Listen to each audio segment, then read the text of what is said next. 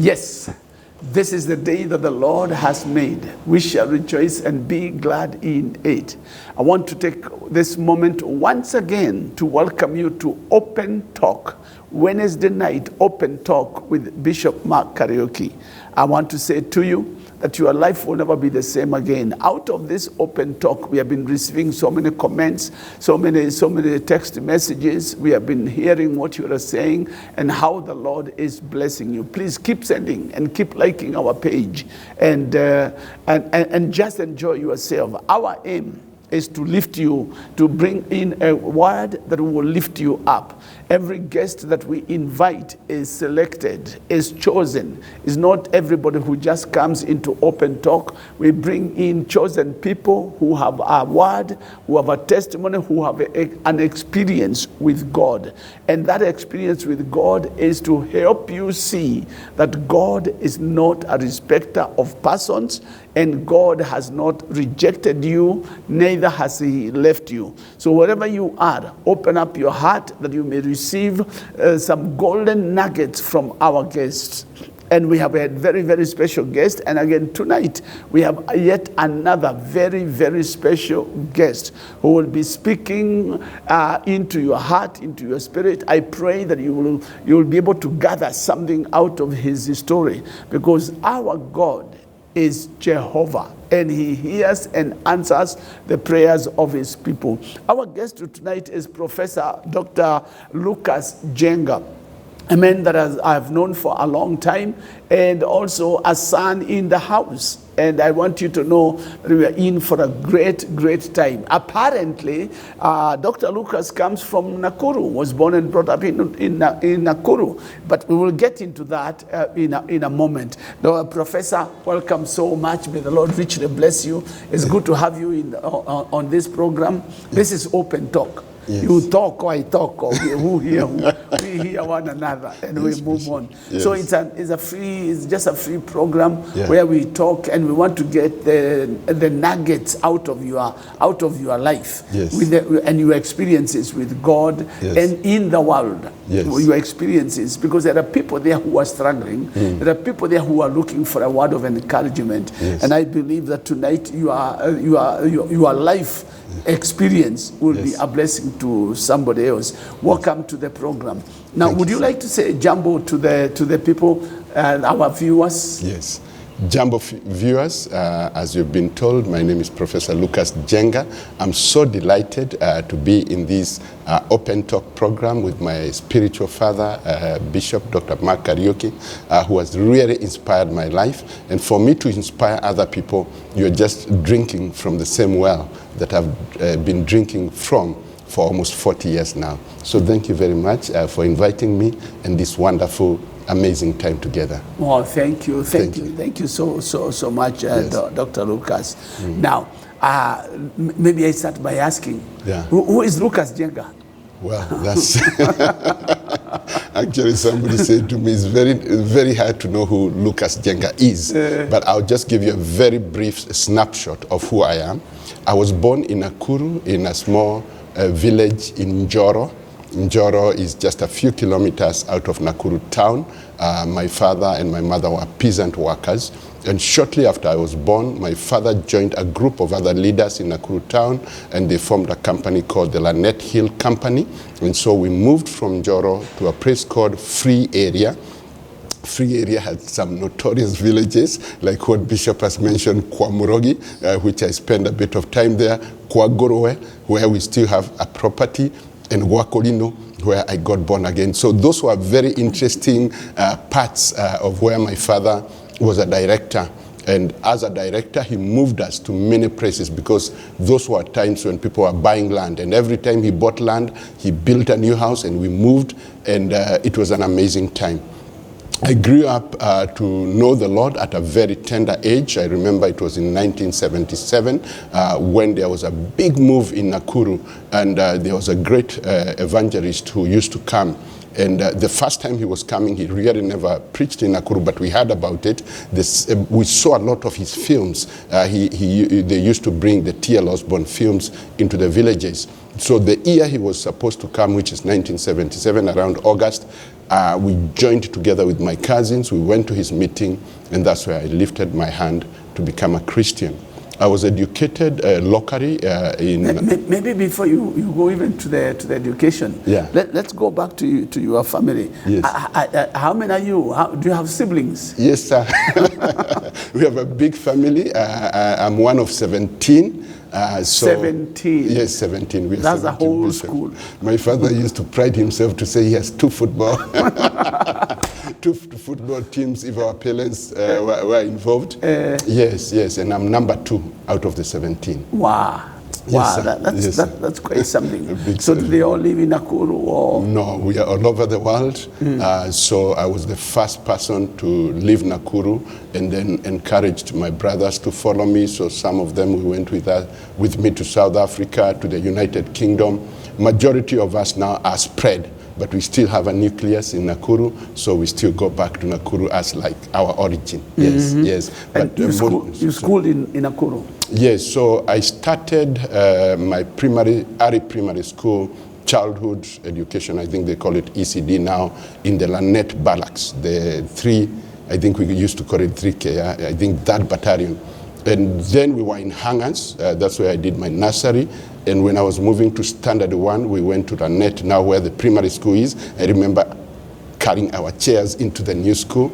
And then I went a bit to the village. There's a place called Kiambogo Elementaita, and I went there for, I think, a year or so. My father had acquired a piece of land there. Then he took me when the time came to go to boarding school to Michinda. I think we used to do that when you're turning Standard 4. And then went on and finished, and continued with the secondary school, again in Lanette, and I finished in Lanette Secondary School. High school, I had been invited to go to Kwelel, but because of the challenges that I was seeing in the family, I declined, and I did private A-level. So I did private, and I passed, and then by then I had started ministry. I'll come back to that, and really infused in the ministry. I was doing a lot of preaching across the country, and a group of white people identified me as, they said, an upcoming evangelist, and sponsored me to go to the UK. You know, you have mentioned Elbagon, and you know, yes. I grew up in Elbagon. Yes, sir. Yes. And you mentioned Michinda. Yes. So you went to Michinda. I went to Michinda boarding school. And you met Mr. Jogona there. Mr. Jogona was my headmaster. You met Shembulika was the deputy headmaster and my choir master. Yes. Mr. Jogona was my English teacher. Yes. When I went to Michinda many years ago. Many years before. And Shembulika yes. was our music teacher. Yes. And we came to the National Music something. Yeah, festival, National Music Festival. Yes. Every year. Yes. Every year. Yes. And our school, Michinda was known for winning. In those days, there were no divisions, no districts, no provincials. Yeah. We used to come just direct to the national. Yeah. Yes. To the national theater here, we came many times. Many times. So that gives me a lot of fond memory, because as you know, Bishop, I'm not a great singer. But what used to happen is that I loved singing, and I used to go for the choir practice, and would sing, maybe going to the basics like the local, the division, because we were a star. So there, Mr. Shembulika was not worried. But when we got to the provincial, he'd still let me go. But when they're going to compete, you tell everybody to take out their cardigans. They put them together, and you say, Kenyanjui Michael, watch this. And then they would go. And then when they win, I couldn't register that I'm being left, because I don't have a very good music tone.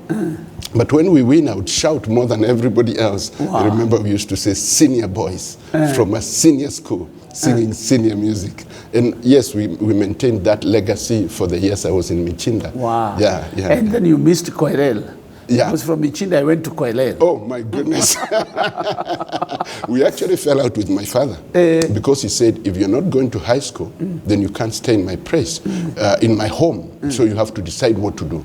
And in my heart, I was feeling if I worked, I can support him to educate my siblings. But he didn't see that. He just wanted you to go. He would rather struggle and make sure everybody, he was a very proud teacher. And he's the one who started the first school in my village. And so he really wanted us to go. He had an agenda for us, but I was able to convince him that I don't go to Kuala, I'll study privately and I'll pass. And that happened. Wow. Yes. Wow. But I could have been to, to be honest, then I was following your steps. Michinda, Kuala. Yes. That's what I'm noticing. Yes. So now you have studied privately, and you did your exams. Yes. So what comes out of that? So the year, actually, if just to go back, when you came to Nakuru, I think you came from Mombasa, you used to do some keshas near the stadium. And for some reason, the Lord just connected me with you. And I started coming. So we used to come with other students from my school to the keshas. Then you had lunchtime meetings, you had evening open air meetings and the town hall meetings, and I didn't miss any of those. And I remember in 1988, I'll never forget that experience. You are talking about your vision, how you want to build a big church, the auditorium that will seat many thousands. And I was just getting so convicted until you said, if you don't have enough faith, don't worry. I'll carry you on my back. And you put your hands like that. Yeah. And me, since my childhood, I had said I'll go overseas.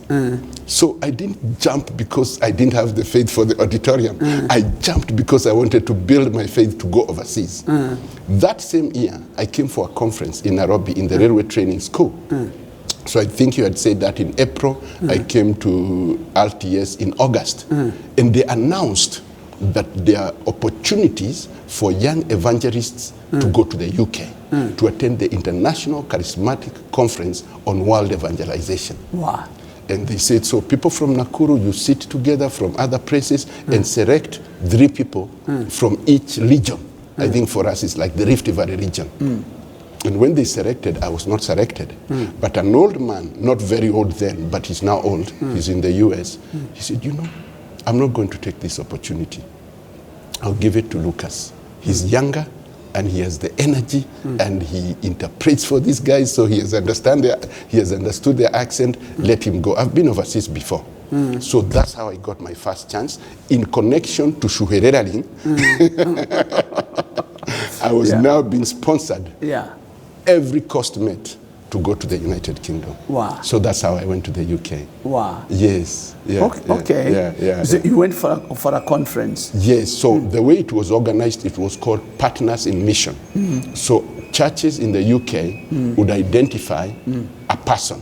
They would pay for you everything, and you go and minister for them alongside attending the conference. So you'd go to their place before, stay with them for some time, and then after that you go to, there were 2 conferences. One was in Canterbury and the other one was in Brighton. So that's how my international doors opened. The church I went to loved me to bits. They gave me so many opportunities, opened the door, and every time I said I want to go back to the UK, they'll pay the tickets, they paid for my studies, and I'll go into details of that, but the rest was history. Actually, that was it.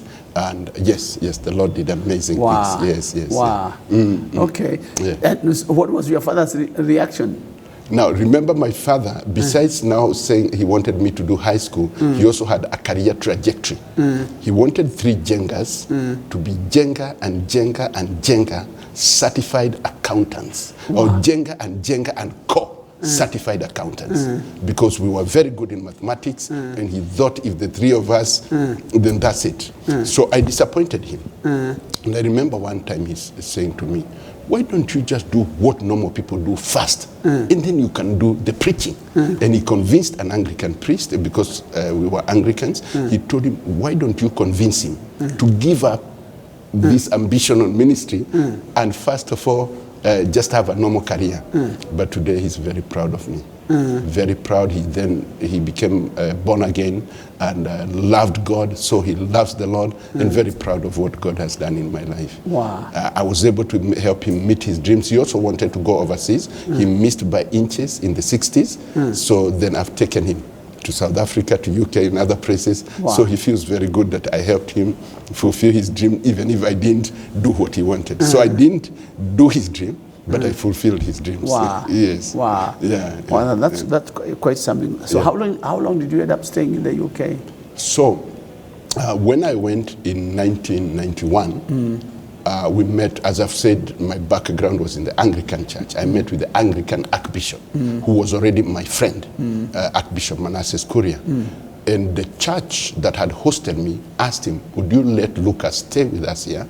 We're going to educate him, and we are going to get him ordained, and he'll be one of our ministers. And the Archbishop said, that's a good idea, but we have a lot of work for people like Lukas in Kenya. So if you don't mind, let Lukas come back to Kenya, and if time comes for him to come back to UK, it will come. And I was very loyal. I'm still very loyal. Whatever we agree, that's what I do. So what I did, I came back to Kenya. And he sent me to Kitengela to go and start an Anglican church there. I was not ordained. Remember, I'm only 23. I'm not ordained. So he sends me to Kitengela and go and start life. And there was nothing. Bishop, I'll tell you a very interesting story. Because when I arrived in Kitengela, I was put in a Mabati house as their new minister. And there was no church, there was nothing. So this Mabati house was somewhere quite in the middle of nowhere, and I was alone. And it fitted a bed and a small stool. So one night, there was a big wind. And my house was taken away. And I was left sleeping. And the ladies in that town, there were not many people as there in Kitengela today. They cried, they said, our pastor cannot live like this. So they moved me to a place. And so I ministered in Kitengela for a short time. And within that short time, I was ordained. I was the youngest Anglican ever to be ordained in this country. And then after being ordained, I was taken back to Kitengela. And then the Archbishop sent me to Geneva, Switzerland, to go and do further training there. While I was in Switzerland, South Africa had just gotten its independence. And the people in South Africa requested that I go and help. So they said, instead of you continuing with your studies here, we'll sponsor you and your wife to come to South Africa. You'll be ministering even as you study. So I came back to Kenya. We were just expecting our firstborn, and our firstborn was born, and we went to South Africa. So she was a tiny baby when we went to South Africa. So I continued with my studies in the University of Natal. It was called, University of Natal. Now it's called University of KwaZulu-Natal. And I also ministered. I ministered in a place called Sobantu. Sobantu was a township. It was a miserable and horrible community then. But by the divine grace, God just uplifted that community. We planted several churches. I think while I was in Sobantu, we planted like 7 churches in the areas where there was predominantly fighting between Inkatha freedom fighters and the others. So God gave me a lot of grace. So I studied and really studied quite fast, but at the same time, I ministered in the parish, opened the churches, but also started teaching. So I started teaching in the Evangelical Bible Seminary of Southern Africa, and then I was given tutorial opportunities also in the university, and God did great things. It was an amazing, amazing experience, yes. But while there, I also had a sad experience, because in my ministry in Sobantu, when I got there, there was a lot of drug addiction. Mainly people are taking bangi and things like that. There was HIV/AIDS. South Africa then was capital of HIV and AIDS, and KwaZulu-Natal was the capital province. Sobantu was the leading town. So that's the circumstance in which I ministered. So I had funerals almost every day. I embraced those young people, converted them, brought them to the love of Christ, but at the same time started programs that transformed them. But that brought a lot of jealous to some of the people, so I was almost killed. Literally, people came with guns to my house, and then I was evacuated from South Africa in 1999. Was it 99? Yes, 1999. I came back briefly to Kenya, then I was called back, and when I went back, my wife got cancer, and while we were there, her life came to an end. Actually, we had to come back just before she went to be with the Lord. And that was the end of my faith in South Africa. God had really blessed us and prospered us in South Africa, but when that chapter crossed, came back to Kenya. Yes. Then you stayed here after, how did you get back to the UK? Yes. The UK. So when I came back here, I started teaching in the Anglican college. I was teaching ministers. for a short time. And then the Anglican Church headquarters in the UK, we call it Church Missionary Society.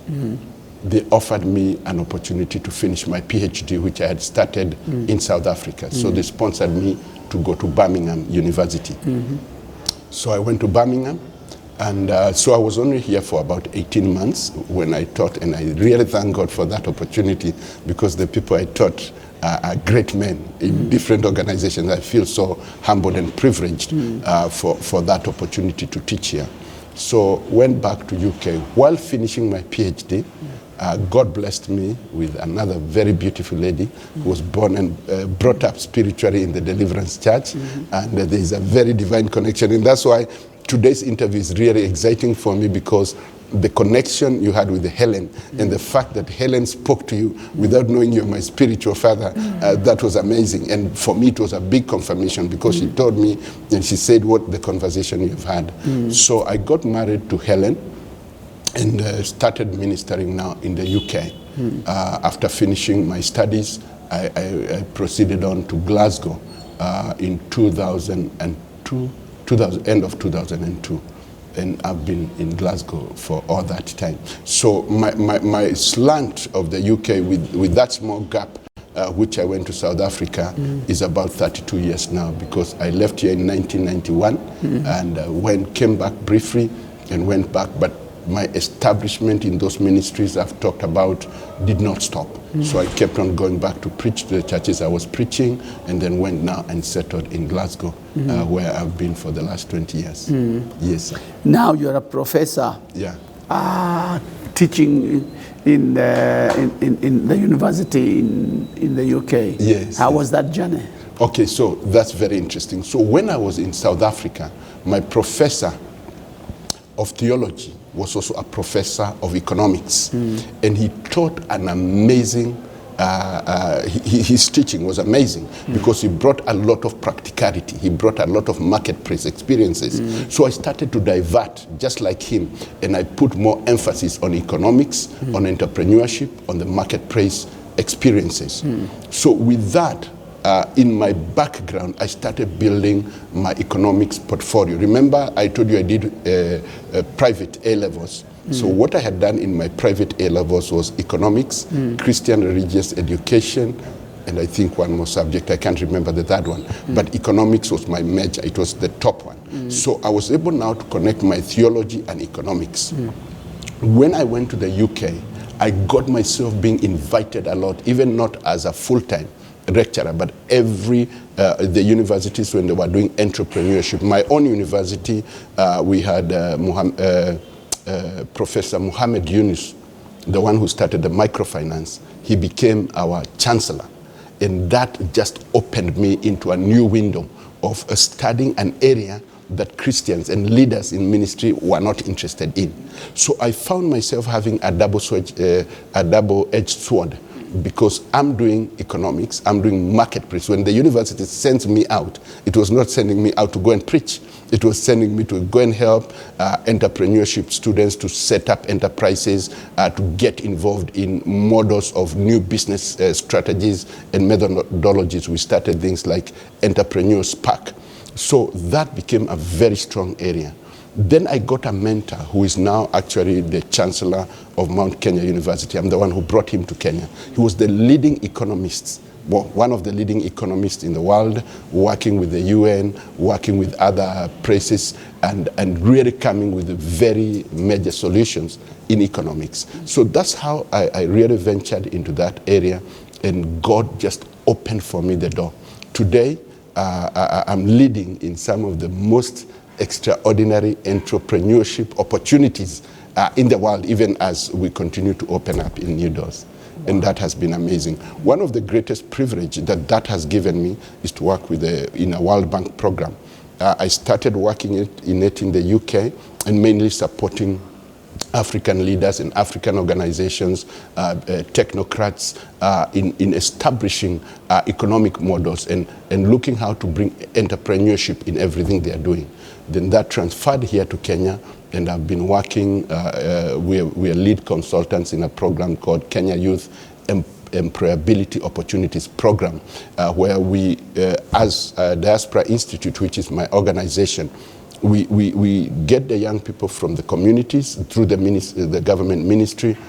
We train them, they're given life skills, and then they're given core business skills. Then we give them job-specific skills, and we help them either to start enterprises or to get employed by putting them in internship.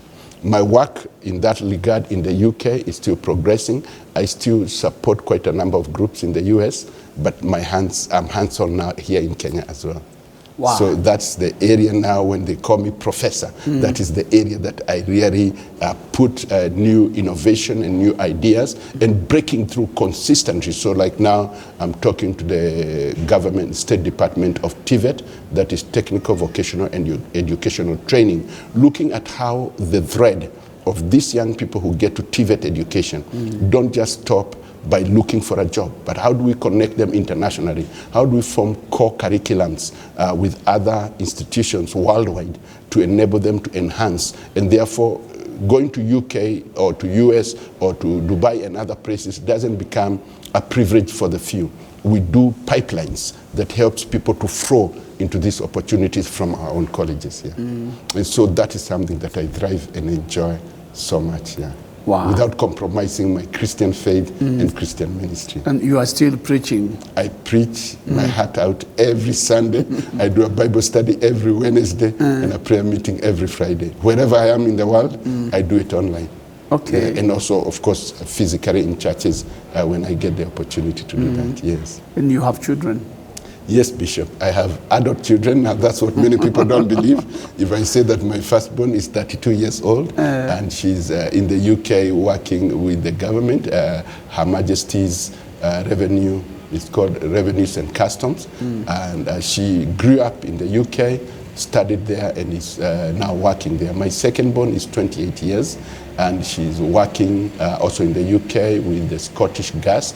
That's a company that deals with, her area of specialization is design engineering for electric vehicles, where they get their charges. So they do that project management of getting all the vehicles that are electric to have power and to have charging points. My youngest is 24, so that's my baby born in South Africa, and he's a pilot, so he's currently finishing his commercial pilot license. He's already got some opportunities, but he's also my personal assistant. He's also my chief operations officer and gets things going in our businesses. We have several family businesses, and he's the one who takes care of the money and the things that are related with that, yes. Well, we're so glad to have you. Yes. You know, for a long time we talk about intellectual drain, yes, where people from the country are just benefiting other countries outside. Yes. And for you to be here, I think is a great blessing to this nation. How has been your transitioning from the diaspora into the homeland? I think it's a difficult transition because when we leave Kenya, people leave for many reasons. As you have seen, mine was clear. I went as a minister of the gospel, and then I also got involved in the university. I then got involved with the government. I forgot to tell you that I was the advisor to the First Minister of Scotland for a long time on African affairs. And I was involved. If I start to say all the things I was involved, there are many. So you then get so engraved in the Western system, you get so used to the systems that work and all that. It becomes very hard to move because, like, I'll give an example. If I do a project for the World Bank, if they pay me every Thursday at 8:30 in the morning, the money is in the account. I do the same program here, and if they say they'll pay you in a month's time, that's a year's time or 2 years' time. So there's those challenges, and you can't understand because it's the same World Bank funds, but one person is able to do exactly what they tell you, another one does completely different. And it's a system problem, it's a structure and a culture problem. So that has been a bit difficult. And the other issue that I found difficult is people reading into you so much. So what you are and what people read are two different things, and that sometimes can be quite complicated. Having said that, I find coming back home being a big opportunity for me because I've gained a lot of skills. I've built a lot of networks and resources. And when you are able now to translate that and then distribute it and get people involved, for instance, at one time we can have up to 150 people working for us, and we have a lot of projects across the whole country. So in about 10 counties, every place I go, we have our staff members. And that makes me so fulfilled. And even just to see in a small way, the way ordinary young people who've dropped out of school have now gotten, they're in organizations, they're in businesses, it's so fulfilling. The other thing is that once a diaspora, always a diaspora. I'm sitting in various diaspora organizations because I was very instrumental in helping streamline the diaspora activities in this country, and especially for Kenyans and then the broader Africa. So I still sit in those, so I do a lot of meetings. Next month I'll be in Washington. I will be doing a big diaspora investment symposium. I do this kind of meetings in Asia and in the United Kingdom. So I've not completely disconnected with the diaspora, but at the same time, I have my foot on the ground, and that's exciting. But the other thing, and you helped me a lot, I didn't say the stages that we have gone with you, so I talked of 1988, and then there was 2018. That time I was turning 40, and I remember we sat in a hotel with you, and we were just discussing, and you spoke into my life. Although I was in the UK, you spoke an international ministry.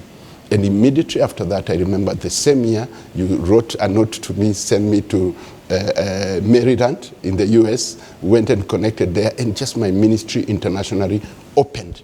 And so what I found myself is that although I'm in Kenya, I'm responding to Israel, to Singapore, to Malaysia, to China, to USA, because of that. And then moving from that, which has been very, very instrumental, here on the ground, you in 2014, you invited me to go to Mombasa to attend, you had something, I can't remember quite what it was, but I just joined and followed, and we had an amazing time. You introduced me to a gentleman who drove me to Malindi, and that started our now activities in Malindi, where we're looking forward to having a massive diaspora activity in Malindi. All these pointers, you've just opened the door, you've penetrated and just given us the grace to be able to move on. So from Kiamurogi to all what God has done is amazing. It's amazing, Bishop. Yes. So what is happening in Malindi?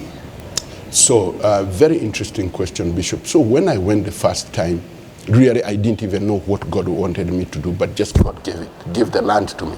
So I went back to the UK. In the same year, 2014, I told you of these programs that I do. There was a group of the Kenya Defense Force. Actually, not just Kenya. It was what they call the National Defense College. So there was a group of them. And they came, and I was told by the Kenya High Commission to train them and introduce them to food security systems in Scotland. And so when I did that, they loved it so much. And they said, you must come. We'll take you to a place where you can implement. Little did I know the same place was Malindi. But they were talking of Marafa and everything. So when I came, I saw what can be done. Based on the persuasion they had, we started doing pineapples. So we started very small. I think we only started with 2 acres. But when we harvested, wow. We said, this is out of this world. Everybody must know about it. Everybody must be able to get involved. So yeah, we're doing large scale, and I mean large scale because today our pineapples are being eaten in Kisumu, in Eldoret, in Nakuru, in Narok, in Machakos, the whole of Nairobi, the whole of the coast, and we're still expanding. Every day we're bringing pineapples to Nairobi, so that's number one. We have struggles. We had a big challenge with the drought, so that really took us back because pineapple is a very heavy capital intensive program. But that has not given, we have not been discouraged. So we're really again trying to get back. The other big thing we want to do, or we've started doing, is cashew nut. We also do goat rearing, so we have special breed of goat, and we are expanding. We also started a college there, so we set up a technology, innovation, and entrepreneurship center just to build on my area that I said I'm a professor of, and I really want to build that.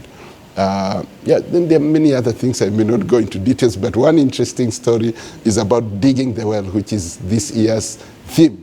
And me, since I jumped on you to carry me on the back, I still jump on everything you say. So when you said redigging the wells, we had really struggled to get water. So I paid now people to do it manually. I brought people who know how to dig wells. And I said, I was told there's water here. And they started digging. And Bishop, to your amazement, on Good Friday, we got the best water. If people have not started to dig their wells, there could be many other ways of digging wells, but also do a physical one so that you can remember the theme for 2023. Yeah. So we got water, and that's another trajectory that we are also building of doing mineral water, or rather purified water and things like that. Yes. And I also forgot to say that the KTN did a broadcast on me and what I'm doing, and that just opened up the diaspora, and they started reaching out to me. Can we come to Malindi? Can we get involved? So there's a huge number of the diaspora coming. So we're trying to see how can they settle in Malindi. Some want to settle in the beach, others in the countryside, and we are leading that with an organization called Proximity Point City of Return. So the Proximity Point is not a thing, is a vision. So we're driving people to get involved, whether it's in Galana Kulalu, how many acres can we get as private sector, if it is Matolani, Marafa, Kaskini, Adu. So wherever there's opportunities, we're getting the diaspora people in, even Kuresa, Kibaoni, we're getting them in, and they join with the local community, they create employment, but also boost production. Whatever you are doing with the diaspora, the diaspora people, is it doable with the locals here? In other words, how are the people in diaspora farming here? Yeah, so we're really trying to do it professionally, and professional farming is expensive. We're actually aiming to go into precision farming. Precision is where you minimize all your cost and maximize your production. But we also want to do the whole value chain. So like if we get a pineapple, currently I have researchers from Cincinnati in America. They are Kenyans, went there to work, but they come and do thorough research. So what is it that we can get out of one pineapple? We've come up at the moment with about 15 or 20 different value-added products that will come out of the pineapple. So for instance, you can get your normal juice, you can get your normal fruit, but we can also get soap out of that. Soap, hand washing soap. From the fiber, we can do wipes that are used to take out makeups. We can also get threads. We can do clothing. We can do these very strong strings, like what they used to make fiber boats and things like that. We can use those also for fishing, fishing nets and all that. So there's a whole range. But what I'm saying to my friends, and I would like to say you've asked very lightly, we cannot continue thinking small. So if we are going to do those kind of things, we have to think large scale. We have to think of thousands of acres. We have to think of capital injection and capital investment. So there's a lot of research and development that needs to be done, and that's what we have spent. So many people here we are doing, but when they come on the ground, they may not see as much as we say, because we spend more time in research and then very little time to implement the research that we are working on. So can people locally be involved? The way we had thought about it is because we are already a homogeneous group as the diaspora community. We wanted to do something that is replicable. So we ban ourselves, we risk our money and risk our resources and risk our time to come up with something that if another person who maybe took a loan from a bank or got money from a friend and they promise to give it back, then they're not doing trial and error. So I've been saying to the diaspora people, we are the guinea pigs. So we might lose a bit, but if we endure, we're going to have maximum benefit. So that's the process. Because I've tried other things in Kenya and people don't have enough tolerance sometimes. Patience is little. So if things don't move as fast as people want, they give up, but they also start to curse what they wanted to do. So my system at the moment is to get people who have tough skin and who know that they can lose everything in what they're trying to do, and they can lose many times. I always talk about the guy who started the light bulb. We know he did 100 times, and he failed all the times, and it's 101 times that he succeeded. And when people get that mentality, then they have the mindset of God, because human beings have failed God so many times, but God doesn't give up on us. So in any approach, whatever we want to do, like that big project, people have to come in knowing that this is something that will take long, and that's what I've learned in the UK. The British people, when they set up to do projects, like they were doing a high-speed rail, the program was set during the time of Tony Blair, and even now, if you go, they're still discussing about it. The budgets were done many years ago, but that is the kind of patience and the kind of commitment that we are looking for. So yes, we want to involve the local people, and we really want everybody to benefit. So when we send these products, end products, to the market, we want our people to benefit. But the process of getting there, we want to start as a homogeneous group from the diaspora, and then bring people in as we progress. Yes. So are you selling the land to the diaspora, or are you selling, is it the idea you are selling, then they come and participate, or how does that go? Yeah, it's a mixed grid. So we have our own land, a lot of our own land that we sell. But also if somebody has their land, I have a friend, we used to live in South Africa. She has over huge parcel. And so we give ideas every time there's something we share with them. Then there are those who are either local and have their own personal land and all that. So we do a hybrid. So proximity point, as I said, is more of an ideology, but there are practicalities that will come out of it. So where we take a lot of control is where main activities, the research activities, the sample activities, the factories, like we'll have an industrial park, that is ours. And then the others, we just work with the people who already have existing premises, because some people will just lease, they don't have the capital to buy, and others will buy. So depending on how somebody wants to come in, we can engage with people who already have products here or have land, then also what we have. Yeah. Now with this city, you know, we have heard of Tatu City, Konza City. And others. Yes. Is it the same concept that you have, or with the proximity city, or what is the concept? Yeah, actually it's more or less the same. I think it would be more closer to Tatu than Konza. The only difference between us and Tatu is because us, we are very focused on agro-processing and consumer products. So we have a forte, and we have a market for everything that we are doing, and that's why we are harmonizing the diaspora community. If you remember, our president, Dr. William Samoei Ruto, was in Washington, D.C. in December, and he announced of opening of warehouses where Kenyans can buy Kenya, so they can go to these warehouses and buy Kenyan branded products. We are also working with KEPEBRO, which is the Kenya Promotion Board, and the Ministry of the Diaspora through P.S. Losrin, who is doing a fantastic job. And what we want to do is to finish products based on the demand. So if I've lived in the UK for the last 32 years, I know exactly our need, our pocket size, and everything. So what we produce in our industrial park will be tailor-made. We know that when this lands in Tesco or wherever else it runs, it has a buyer.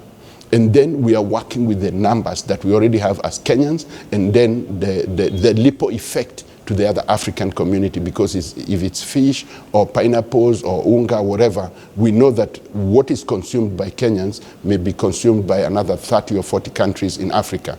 So we are doing that. So this is like the production unit for the diaspora community. And we are working very well with the ADDI, which is the African Diaspora Development Initiative, headed by Her Excellency Dr. Arikana Chiombodi Kwao. Now, that brings the entire African diaspora together. We are leading in terms of some of these things, and our influence has been accepted. So what we do in the city, as opposed to Tatu, who will say, any person who has an industry idea or has a vision or have an investment can come. As we are very clear, we want somebody who can do this and that and that. And now we have a lineup. We've been able to get quite a number of companies who are saying we want to come to that because it's very specific. It has an end-to-end kind of strategy. Wow. How would one get into proximity city? How can I become a partner? Yes, sir. Yes, you can become. We have various levels of engagement.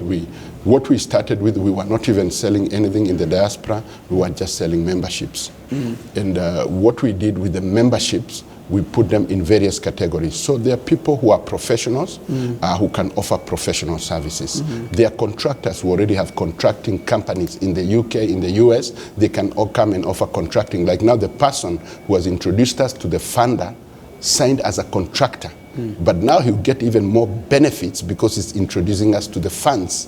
So the other people who are in social policy, and they'll be coming in and offering those services, paid services. So we have memberships so that those members can benefit directly from the city, whether they buy or they don't buy. Because I tell Kenyans, don't rush to buy anything that's in the market. Study it, take your time, so that when you get into it, you know what you're getting. So as members, you have time to interact with us, engage with us. We normally do symposiums here in Kenya, in Malindi, and symposiums in the US and in the UK. Attend, feel us, and just test us and see who we are. So that's number one. Number two, we have the place where we are doing the city, and we have different sizes of properties. So we have the blocks of apartments where somebody can just come and buy an apartment. You will not buy something that's not built. You just sign in, and when the construction is finished, you come and you get your, we normally say signing, you just sign your intentions when we are constructing. Then we have the quarter acre, half acre, 1 acre plots, all nicely designed. We have contractors, we have engineers, we have different kinds. So when you identify, we don't do the direct activities for you. We'll just prescribe and say, we'll provide you with electricity, we'll provide you with water, sewer, ICT. We now have our own technology for solar. Everybody has to have that because we want to be a smart city. So those services we provide. We also provide the leadership and the vision, and we also attract investment into the city. When people now come in and they have bought into it, we give them the support to make sure that they get the best out of it. Yeah. Wow. Wow, that is quite a project. Yes, sir. That is going to bring great transformation. Yes, sir. in Malindi. Yes. And the entire nation. Yes. And what response are you getting from the diaspora? Amazing. Bishop, I've done so many other things, but this has been exceptional. The support, I've gotten a lot of professionals. For instance, in a place like Procter & Gamble, where my head of strategy was the vice president and was there for 26 years. He was telling me he has about 150 PhDs, that is people who have doctorates. And some of them have come, and everyone comes and gives me a new idea. I have people who are in governance who come and just help us to know how to govern the city. We have people in finance, people in risk, people in so different. And this we have a board, we have a core team, and we have a number of groups of other kind of setups like water board, electricity board, and all that work behind the scene to push the dream forward. So you'll realize that all the time when now some of the key diaspora events are happening, proximity becomes one of the main mentioned at diaspora event, because unlike where we have Kenyans, and with all due respect, who are selling land to the diaspora, they just sell land or maybe infrastructure. As we are selling a lifestyle, we are selling a vision, and we are selling a place where we'll all come back to. And those who see me happy and see my family happy back in Kenya, they say that's what I want as a diaspora. So they're able to connect with that, and it excites us. Yeah. Well, thank you so much for coming to Open Talk. Yes, It's been very educative, and it's a great blessing to know what you are doing. Maybe to come to our conclusions, that we may come to the close. Yes. I could ask, when do you see this city being fulfilled? Yes. What timeline do you have, or are you already started on it, or when are you going to start the construction work? Okay, so Bishop, when God laid this, because to be honest, it's God who laid it in my heart. I'd already come and started my own stuff, and I was saying, okay, I'll be preaching as usual, but mainly I'll do my own. So when God laid this, I prayed earnestly. And I said, God, reveal to me, how long do you want us to do this? And God told me, is a 10-year project. The 10 years, God told me, they are years of divine, abundant harvest. So that is the trajectory. We decided to start with the known to the unknown. So we started doing with the simple things that we can do without having experts. So we started with farming, which is a big part of the vision. Remember, our industrial park will be agro-processing. So we started researching and identifying. So we are already producing. We started making partnerships with buyers overseas so that we know these are the quantities and the quality that is required. Then the second phase, we did a master plan. So the master plan now brings together the whole vision into one document.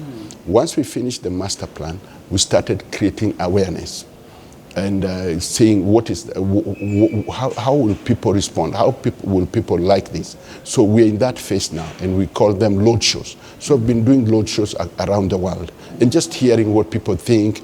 I allow people to poke holes. I allow people to do whatever they want to do, because once we break the ground, we want to break on a solid ground. We want whatever we start, it's something that people have bought into. We have done a feasibility study that shows it will work. Now, we are in that section now where we are about to do the physical groundbreaking. We've just been speaking with our key investors, because infrastructure is very, very expensive, and you don't want to start digging roads and you don't know how you're going to fuel the trucks. You want to have everything in the bank and get the things happening. So that's where we are, but it's a 10-year project, and we are really trusting God. By the end of 10 years, we'll have something visible, and then once people are able to see, the expansion opportunities are massive, so people can expand from there. But this commitment is 10 years from 2022 to 2032. Wow. Yes, sir. What is, in a different forum, you mentioned something about fishing. Yes, sir. You're doing some fishing. Yes. So, my bishop, this is a vision I got many years ago. And what I'm excited about is that everything that God laid in my heart is being activated. So I told you I have a director of strategy. When I shared with him about what we've been wanting to do about fish and how we'd like to change the lifestyle of people, because people want to live a healthy lifestyle. They want to get away from the red meat, but they don't know what to trust. They don't know what fish comes to the market that they are going to use. So Dr. David Githuku, my head of strategy, said this a person that I would like us to talk about based on your research, based on your vision and what you have done. So we spoke to this young man. He's also a son of he's a pastor's kid, and on fire, because me, I had everything that I thought needs to be done. He had the skills. He came from California. He's here now. And Dr. Githuku, as I said, is in Atlanta, and we started. So we are working on a farm, which is in Homa Bay, and it's a massive farm. There are cages there, so we produce our own fingerings, and then we feed our own fish. Actually, some of the work we are doing in Kilifi is to produce soya and other fish feed products. So with that, we are able then to guarantee what our fish feeds on, where our feeds come from, and you can physically go and see the source.